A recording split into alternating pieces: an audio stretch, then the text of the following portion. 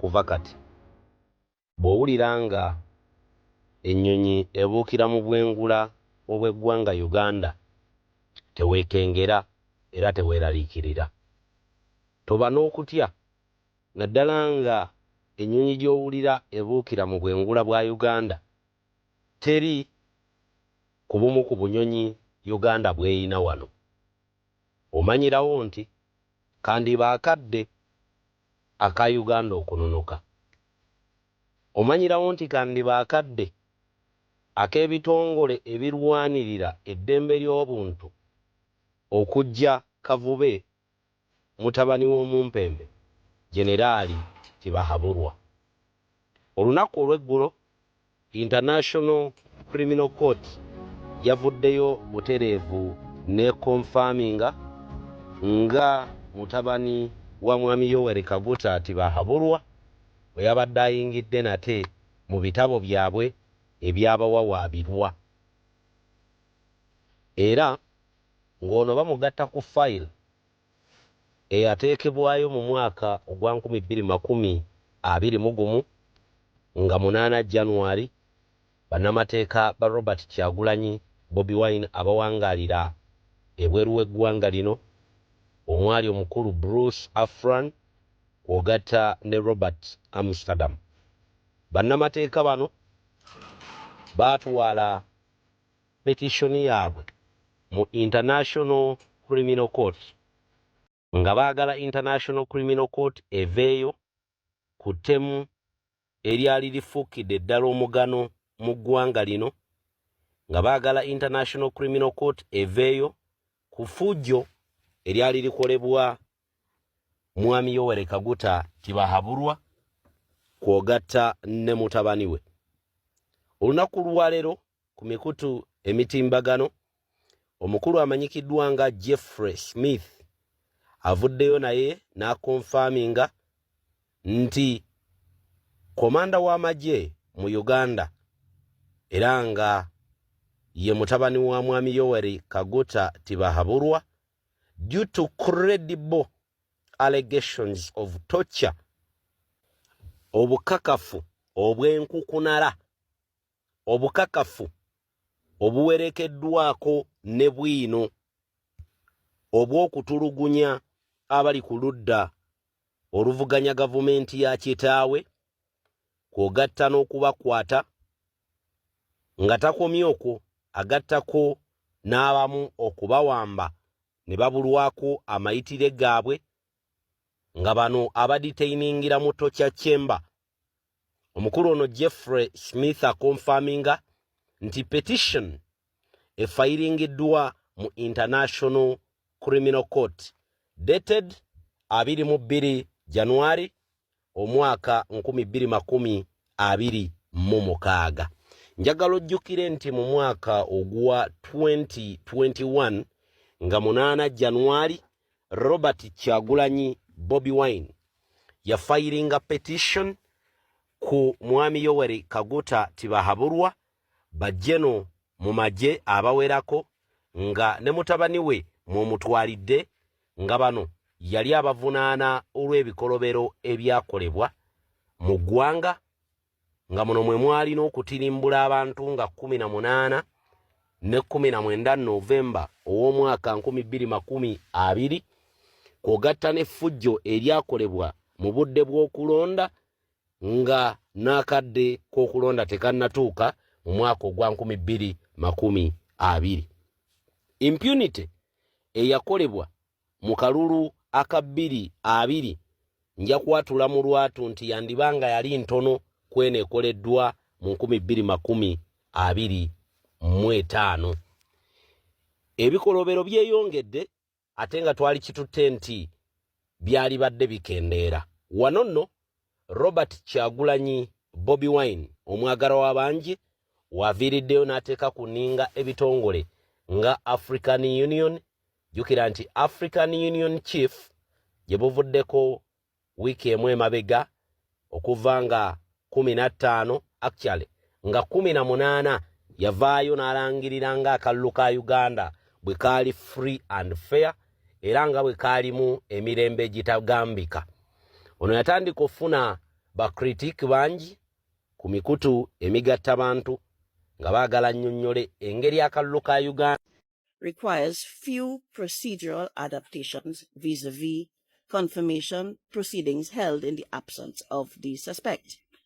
Those adaptations mainly pertain to the early stages of the proceedings and do not generally apply to the framework governing the confirmation hearing. Accordingly, the following general principles apply to the present hearing. First, in accordance with Article 66 of the statute, the suspect shall be presumed innocent until and unless proven guilty before the court. Second, the burden of proof rests squarely with the prosecution, which as a result will have to provide sufficient evidence in order to prove the charges brought against Mr. Coney to the relevant standard provided in Article 61(7) of the statute. Third, the defense will enjoy all the rights enshrined in Articles 61(6) and 67 of the statute. Although Mr. Coney is not before the court, his rights are ensured here by his counsel, appointed on the 21st of June 2024. It is also recalled that while the general rule is that this hearing is public and therefore should be held in open session, it may occur with a view to protecting private or confidential information, particularly regarding victims and witnesses, that parts of the hearings may be held in private session. The confirmation hearing will take place in accordance with the schedule set forth in the order setting the schedule and directions for the confirmation of charges hearing, with one clarification with respect to the lunch break on Wednesday, the 10th of September, which you will be informed of accordingly. In any event, the schedule provides as follows. 30 minutes are set aside for discussions in relation to observations under Rule 122(3) of the Rules of Procedure and Evidence, if necessary. The parties and participants have 30 minutes each for opening statements. The prosecution has 3 hours to present its arguments on the merits. The CLRV have 1 hour to present their views and concerns on the merits. The defense has 1 hour to present its arguments on the merits. The prosecution has 30 minutes to present its final observations. The CLRV have 1 hour to present its final observations, and the defense has 1 hour to present its final observations. I wish to remind the parties and participants that oral submissions must be concise and ought not to repeat any argument previously set out. Final statements may not be used to raise new arguments, but only to respond to arguments and questions raised during the hearing. I further draw the attention of the parties and participants to a few technical matters. The parties and participants must ensure that their microphone is turned on when speaking, and I add, turned off when not speaking. This is to facilitate interpretation and transcription of the hearing. Speak slowly and pause for approximately 5 seconds before answering any question or after each sentence. And please try not to interrupt each other. The parties and participants shall clearly indicate whether their submissions can be presented in public session or whether it is necessary to move to private session. Similarly, whenever parties and participants refer to evidence, they must indicate its level of confidentiality and specify whether it can be referred to in public session or private session. When in public session, parties and participants shall refrain from mentioning the names of victims and witnesses and instead refer to them by their respective codes.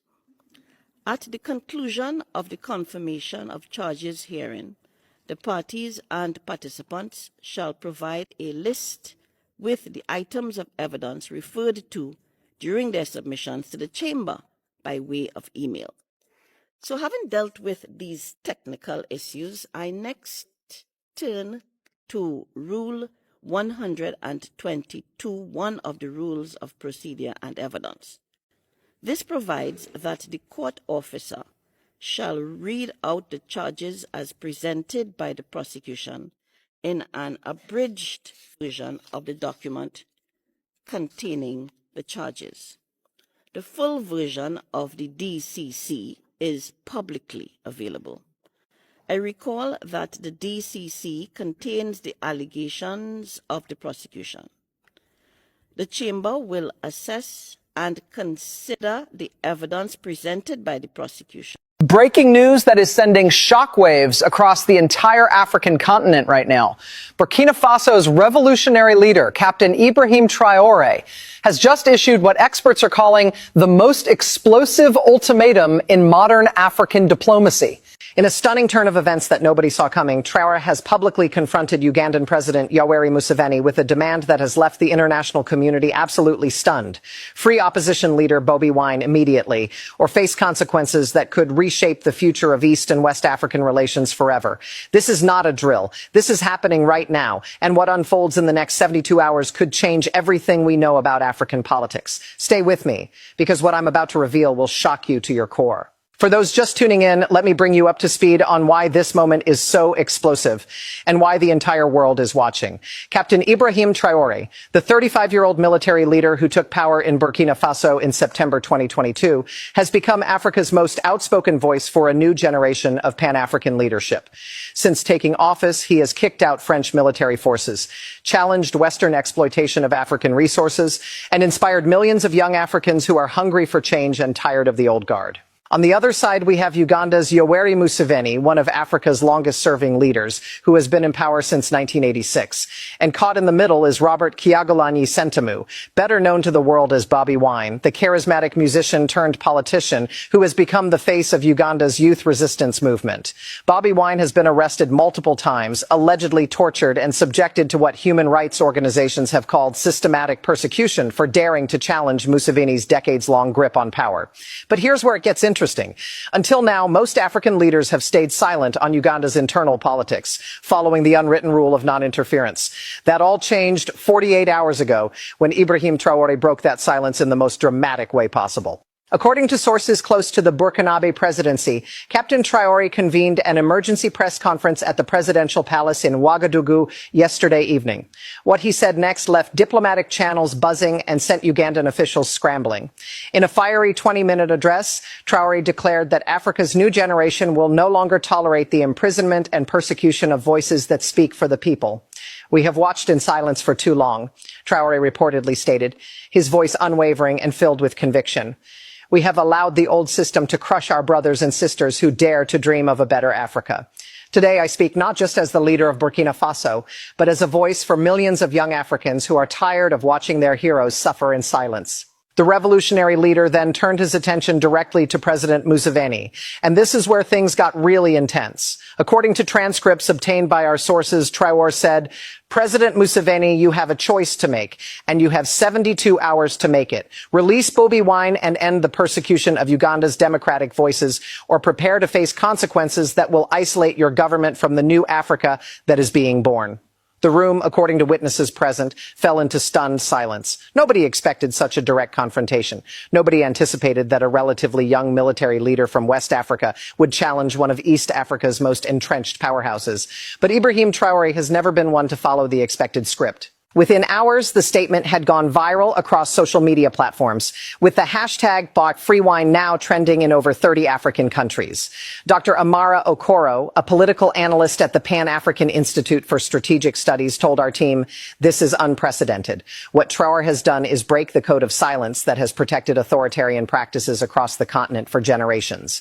He's essentially saying that the era of looking the other way is over." But not everyone sees it that way. Critics have emerged questioning whether Traore has the authority or the leverage to make such demands. Professor James Kamathi from Nairobi University raised concerns, stating, "While the sentiment may resonate with many young Africans, we must ask what backing Traore actually has for these threats. Uganda is a significant military power in East Africa with strong international alliances. Burkina Faso is facing its own security challenges with jihadist insurgencies. This could be political theater rather than substantive diplomacy." The Ugandan government's response has been predictably defiant. In a terse statement released by the Ministry of Foreign Affairs, a spokesperson said, "Uganda is a sovereign nation that does not take orders from foreign powers, regardless of their revolutionary credentials. Our internal matters are precisely that, internal. We reject any external interference in our democratic processes." To understand why this confrontation matters so much, we need to understand who Bobi Wine really is and why his struggle has captured the imagination of an entire generation. Born in the slums of Kampala, Bobi Wine rose to fame as one of Uganda's biggest music stars, using his platform to sing about poverty, corruption, and the struggles of ordinary Ugandans. His transition from music to politics was meteoric, and his 2021 presidential challenge to Museven inspired millions, despite ending in what many international observers called a deeply flawed electoral process. Since that election, Bobi Wine has faced relentless pressure. His concerts have been banned, his movements restricted, and his supporters arrested in waves of crackdowns. Just 3 weeks ago, he was detained for the 15th time in 2 years after attempting to hold a rally in Kampala. The charges? Inciting violence, though no evidence was presented to support the accusation. Human rights organizations, including Amnesty International and Human Rights Watch, have documented what they describe as systematic persecution. In a recent report, Amnesty stated, "The pattern of arbitrary detention, torture allegations, and restrictions on freedom of assembly and expression facing Bobi Wine and his supporters represents a severe deterioration of democratic space in Uganda." For Ibrahim Traore and millions of young Africans, Bobi Wine has become a symbol, a representation of what happens when you challenge entrenched power, and why that challenge must continue despite the risks. When Traore speaks of freeing Bobi Wine, he's speaking to something larger than one man's freedom. He's talking about the freedom of an entire generation to imagine and build a different Africa. So what exactly are these consequences that Traore has threatened? Our investigative team has been working around the clock to piece together what leverage the Burkinabe leader might actually have, and what we've discovered is both fascinating and potentially explosive. According to confidential sources within the economic community of West African states, Traore has been quietly building a coalition of like-minded young leaders across the continent. This coalition, which insiders are calling the New Guard, includes military leaders from Mali, Guinea, and potentially Niger, along with vocal support from opposition movements in at least 7 other African nations. Their combined influence could reshape regional politics in ways we haven't seen in decades.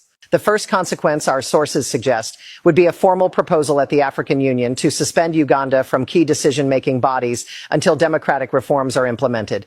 While this might sound symbolic, it would carry significant weight. Uganda currently serves on several important AU committees, and such a suspension would damage its continental standing and potentially affect its peacekeeping operations in Somalia, which bring in millions of dollars annually. The second tier of consequences involves economic pressure. Burkina Faso, despite its challenges, controls significant gold reserves and has been developing new trade partnerships that deliberately bypass traditional Western channels. Traore has reportedly reached out to leaders in Tanzania, Rwanda, and Kenya, Uganda's East African neighbors, proposing preferential trade agreements that would exclude Uganda unless democratic reforms are made. One source familiar with the discussions told us he's essentially proposing to create an economic corridor that routes around Uganda, which could cost Museveni's government hundreds of millions in transit fees and trade revenues. But perhaps the most intriguing consequence is what's being whispered in diplomatic circles as the youth mobilization strategy. According to leaked communications, Traore's team has been coordinating with Pan-African youth movements to organize a continent-wide day of action demanding Bobi Wine's release. This would include protests, social media campaigns, and direct appeals to international bodies. The goal? To make Bobi Wine's imprisonment such a visible embarrassment that Museveni's allies, both in Africa and internationally, would be forced to pressure him for a resolution. This confrontation isn't happening in a vacuum, and the international implications are staggering. The United States, United Kingdom, and European Union have all expressed concerns about democratic backsliding in Uganda over the years, but their statements have largely been toothless, accompanied by continued aid and diplomatic engagement. Traore's move puts Western powers in an uncomfortable position. Do they support a military leader challenging another leader over democratic principles, or do they maintain their carefully calibrated policy of quiet diplomacy? China, which has significant investments in both Uganda and Burkina Faso, is reportedly watching the situation with great interest. Beijing has traditionally followed a policy of non-interference in African politics, but this confrontation could affect stability in regions where Chinese infrastructure projects are ongoing. A source at the Chinese embassy in Addis Ababa told our correspondent, "We are monitoring the situation and hope all parties can resolve their differences through dialogue and mutual respect." Russia, meanwhile, has been increasing its influence in West Africa, particularly in countries where France has been pushed out. The Wagner Group, despite recent upheavals, still maintains connections in the region. Some analysts suggest that Moscow might see this confrontation as an opportunity to position itself as a mediator, potentially gaining leverage with both sides in the process. But perhaps the most important international dimension isn't found in foreign capitals at all. It's found in the streets of Africa itself, where millions of young people are watching this confrontation unfold with a mixture of hope and anxiety. We've been monitoring social media reactions across the continent, and the response has been overwhelming. In Kampala, underground organizing groups have been galvanized by Traore's statement. One activist who asked to remain anonymous for safety reasons told us, "For years, we've felt alone in this struggle. Seeing an African leader stand up and say what so many are thinking, it gives us hope. It reminds us that change is possible, that we're not crazy for demanding better." In Accra, Lagos, Nairobi, and Johannesburg, young Africans are organizing solidarity rallies and online campaigns. The message is clear. This isn't just about Bobi Wine or Uganda anymore. It's about whether a new generation of Africans can break free from the patterns of the past, where leaders cling to power for decades and crush any opposition that threatens their control. But there are also voices of caution and concern. In Kampala's markets and taxi parks, older Ugandans express worry about external interference. "We don't need another African leader telling us what to do," said one merchant we spoke with via phone. "We have our own problems to solve, our own way." This tension between Pan-African solidarity and national sovereignty lies at the heart of the current crisis. To truly understand what's happening right now, we need to zoom out and look at the bigger historical picture. Africa has been here before, at crossroads where the old guard faces challenges from younger, more radical voices demanding change. In the 1960s, it was the first generation of independence leaders. In the 1990s, it was the wave of democratization that swept the continent after the Cold War ended. But something feels different about this moment. The generation that Traore represents, Africans born after the 1980s who have grown up with mobile phones, internet access, and a fundamentally different vision of what's possible, they're not just asking for incremental reforms. They're demanding a complete reimagining of how power works on the continent. Dr. Fatima Hassan, a historian specializing in post-colonial African politics, explained it to us this way. Previous generational conflicts in African politics were often about who controlled the same systems of power. What we're seeing now is a challenge to the systems themselves. Traore and others like him are saying that the entire model of governance that emerged from independence, centralized, personality-driven, often authoritarian, that model is obsolete. The question is whether this challenge will succeed or whether it will crash against the rocks of entrenched power, regional politics, and international interests that have a stake in maintaining the status quo. As of this broadcast, approximately 48 hours remain in Traore's ultimatum. What happens when that deadline expires? Nobody knows for certain, but the possibilities range from diplomatic breakthrough to serious escalation. Scenario 1, Museveni makes a surprise concession, perhaps releasing Bobi Wine under house arrest or allowing him more freedom of movement while maintaining some restrictions. This would allow the Ugandan leader to save face while diffusing the immediate crisis. Our sources suggest back-channel communications are already underway, with mediators from Tanzania and South Africa attempting to find a middle ground. Scenario 2. Museveni calls Traore's bluff, refusing to budge and daring the Burkinabe leader to follow through on his threats. This could lead to the escalation measures we discussed earlier, AU motions, economic pressure, and continent-wide protests. The risk here is that such a confrontation could split the African Union along generational and ideological lines, weakening the organization at a time when continental unity is desperately needed. Scenario 3, a wildcard event changes the entire dynamic. Perhaps other African leaders step forward to either support Traore's position or condemn it. Perhaps international pressure increases dramatically. Perhaps something happens on the ground in Uganda that shifts the entire conversation. In African politics, the only constant is unpredictability. But beyond the immediate crisis, this confrontation raises profound questions about Africa's future that will outlast whatever happens in the next 72 hours. Can African leaders hold each other accountable without being accused of neocolonial interference? Can a new generation of leadership emerge without violent conflict with the old guard? Can democratic aspirations survive in environments where security challenges, economic pressures, and historical grievances create constant instability? Ibrahim Traore's ultimatum to Yoweri Museveni over Bobi Wine's freedom is really about all of these larger questions. It's a test case for whether African solidarity can mean something more than just silence in the face of injustice.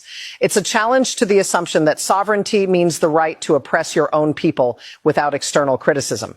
It's a declaration that the rules of the game are changing, whether the old players are ready or not. So here we are, watching the clock count down on one of the most dramatic confrontations in modern African politics. A 35-year-old revolutionary leader from West Africa has challenged one of East Africa's most entrenched strongmen over the freedom of a musician-turned-activist who represents the hopes of millions.